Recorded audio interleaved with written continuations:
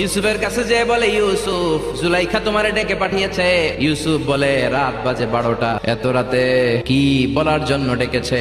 যাও, আগামীকাল সকালে আমি যে কথা শুনবো। কালী মামা বলে, না না, আগামীকাল সকালে গেলে হবে না, জুলাইখা এখন যেতে বলেছে। ইউসুফ চোখের পানি ছেড়ে দিয়ে আল্লাহর ডেকে বলে, আল্লাহ, না জানি আজকে আমি আমার ঈমান হারা হয়ে যাই, না জানি আজকে আমি আমার চরিত্রটা হারাই রে মাবুদ। কালী মামা সাইয়েদনা ইউসুফ আলাইহিস সালামকে নিতে লাগলো। সাইয়েদনা ইউসুফকে স্পেশাল ঘরের মধ্যে ঢুকিয়ে কালী মামা আরেক দরজা দিয়ে বের হয়ে যায়। জুলাইখা বলে, ও ইউসুফ, বাঁচার কোনো মাধ্যম নাই, যে কোনো ভাবেই হোক আজকে আমি আমার মনোরঞ্জন করেই ছাড়বো, যেমন করেই হোক তোমার প্রেম আমি হাসিল করে ছাড়বো। জুলাইখা বলে, আমি তোমারে ভালোবাসি। সাইয়েদনা ইউসুফ বলে, জুলাইখা, আমি আল্লাহরে ভালোবাসি। সাইয়েদনা ইউসুফ চোখের পানি ছেড়ে আল্লাহরে ডেকে বলে, আল্লাহ, জীবনে কোনো অপরাধ করি না, এই বিপদ থেকে তুমি আমারে বাঁচাও। আল্লাহ বললেন, জিব্রাইল, যাও যাও, তাড়াতাড়ি তুমি ইউসুফের কাছে যাও, আমার নবী ইউসুফরে বাঁচাও। আমার নবী ইউসুফের কানের সামনে যে বলো, দরজার দিকে